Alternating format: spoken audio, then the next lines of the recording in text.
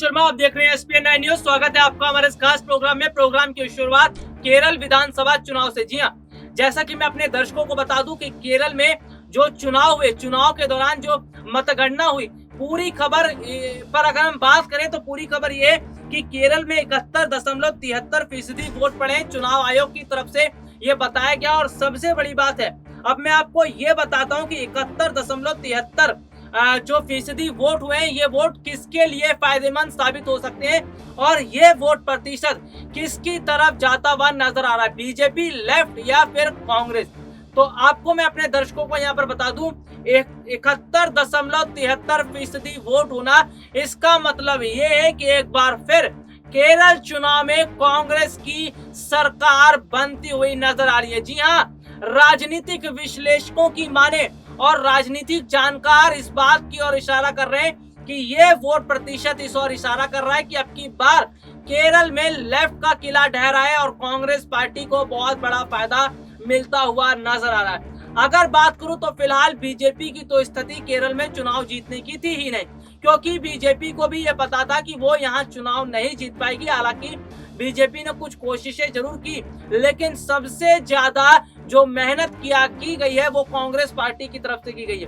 अगर मैं नाम लूं तो राहुल गांधी की, तो राहुल गांधी ने जिस तरह से केरल चुनाव प्रचार प्रसार का पूरा मोर्चा संभाला और जिस तरह से उन्होंने केरल की स्थिति को सोच समझकर उन्होंने काम किया, इससे साफ पता चलता है कि वाकई में केरल चुनाव वो कांग्रेस पार्टी के लिए कितना अहम था। और ना सिर्फ राहुल गांधी ने चुनाव प्रचार प्रसार जो किया था वो बात अलग थी, लेकिन केरल के बच्चों के भविष्य को लेकर भी जो काम उन्होंने किया, इससे साफ पता चल रहा है कि कांग्रेस पार्टी के साथ केरल की जनता जुड़ी है। जिस तरह से देखिए, चुनाव से पहले पता चल जाता है, जो जमीनी स्तर की जानकारी होती है वो सामने आ जाती है और माहौल ये बता देता है कि आखिरकार चुनाव में जीत किसकी होगी। तो जो स्थितियां देखने को मिली हैं, और केरल की अगर मैं बात करूं तो केरल में जिस तरह से कांग्रेस पार्टी का जादू एक बार फिर चलता हुआ नजर आ रहा है और 71.73% वोट पड़ना, यानी कि ये है कि ये वोट जो है अब की बार कांग्रेस पार्टी के लिए फायदेमंद साबित होगा। केरल के वायनाड से सांसद है राहुल गांधी, और राहुल गांधी ने अपने संसदीय क्षेत्र को भी ध्यान रखते हुए चुनाव प्रचार प्रसार किया। इसके साथ ही साथ वो यहाँ के लोगों के साथ एक अलग तरह से जुड़े।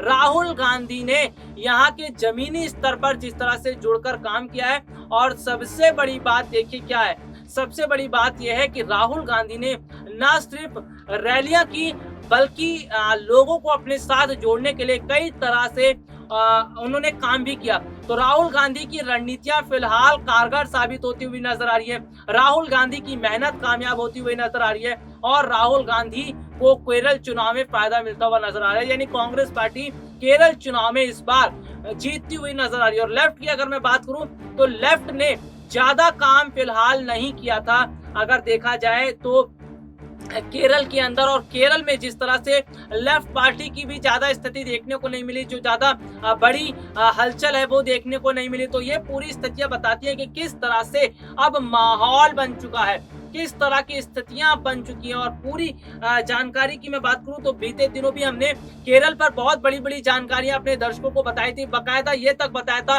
कि कितने प्रतिशत वोट कितने बजे तक पड़े और क्या स्थितियां लगातार देखने को मिल रही हैं। तो जो जानकारियां मैं लगातार अपने दर्शकों तक पहुंचा रहा हूं, बहुत अच्छी जानकारियां हैं और दर्शक उन जानकारियों को पसंद भी कर रहे हैं। लगातार हमारे जो प्रोग्राम है उस पर ज्यादा से ज्यादा लोग लाइक कर रहे हैं। अगर मेरी जानकारियां आपको अच्छी लग रही है, प्रोग्राम अच्छे लग रहे हैं, तो आप भी लाइक कीजिए, हमारे प्रोग्राम को ज्यादा से ज्यादा शेयर कीजिए ताकि और लोगों तक जानकारियां पहुंच सके। लोग बाकायदा कमेंट कर रहे हैं और वो भी यही बात कर रहे हैं कि कांग्रेस पार्टी की ही जीत केरल में होनी चाहिए। तो जैसा कि हम आपको बता दें, केरल में फिलहाल ऐसा लग रहा है कि जो वोट प्रतिशत है वो कांग्रेस पार्टी के लिए बेहतर साबित होते हुए नजर आ रहे हैं।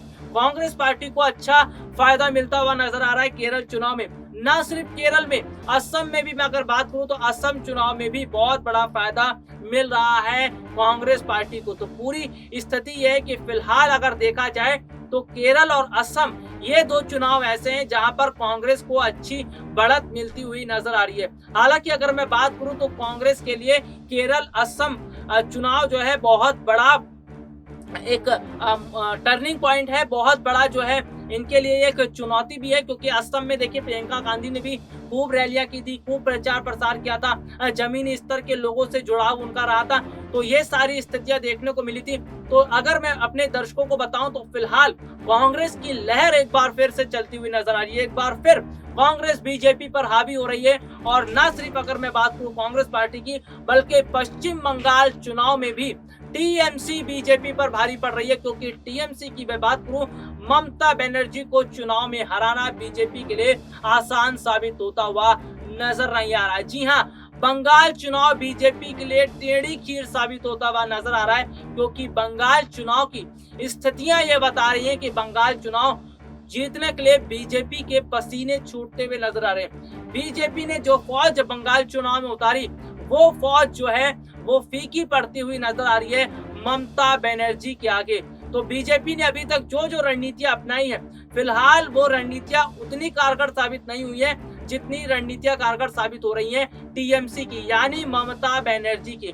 तो लगता है बंगाल चुनाव में एक बार फिर ममता बनर्जी की जीत होगी, और असम की अगर मैं बात करूं, केरल की बात करूं, तो यहाँ पर कांग्रेस पार्टी को बढ़त मिलती हुई नजर आ रही है। क्योंकि अब अगर बात की जाए, कांग्रेस पार्टी जमीनी स्तर के मुद्दों को उठा रही है, और बीजेपी केवल जो बात कर रही है वो केवल धर्म और समुदायों पर बात कर रही है। तो ऐसे में अब जनता को विकास चाहिए, और जमीनी स्तर की बातों को वो समझना चाहती है, जमीनी स्तर के कामकाज होने चाहिए, ये चाहती है आज जनता। तो ऐसे में जमीनी स्तर के जो मुद्दों को उठा रहा है, जो राजनीतिक पार्टी जमीनी स्तर पर लोगों के साथ जुड़कर जमीनी स्तर के मुद्दों पर काम करने की बात कर रही है, जनता उसके साथ जाती हुई नजर आ रही है। तो ऐसे में जनता जो है वो कांग्रेस के साथ जाती हुई नजर आ रही है, और कांग्रेस की लहर एक बार फिर से देखने को मिल रही है। अगर यही स्थिति रही और कांग्रेस पार्टी की अगर हम बात करें, राहुल और प्रियंका इसी तरह से मेहनत करते रहे, तो साल 2024 की तस्वीर बिल्कुल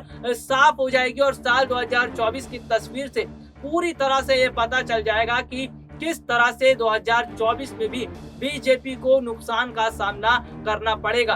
तो ये अगर मैं बात करूं फिलहाल वोट प्रतिशत की, और जिस तरह से लोगों ने मतदान किया है, और जो स्थितियां जमीनी स्थितियां निकलकर सामने आ रही हैं, वो इस और इशारा कर रही है कि अब की बार कांग्रेस पार्टी को बहुत बड़ा फायदा मिलता हुआ नजर आ रहा है। हालांकि अगर मैं बात करूं, बीजेपी ने देखिए केरल में मेट्रो मैन ई श्रीधरन को उतारा था, ताकि चुनाव में ई श्रीधरन कोई काम कर सके और वो रणनीतियां बना सके, वो जो है हावी हो सके लेफ्ट पर, कांग्रेस पर। लेकिन लगता है कि ई श्रीधरन का जादू भी नहीं चल पाएगा केरल में, क्योंकि कांग्रेस ने जिस तरह से अपनी स्थिति मजबूत की है यहाँ पर, इससे न सिर्फ लेफ्ट की सरकार ढहती हुई नजर आ रही है, बल्कि बीजेपी भी जो है वो यहाँ पर पूरी तरह से ध्वस्त होती हुई नजर आ रही है। तो हाँ, आज के लिए मुझे इजाजत दीजिए, नमस्कार।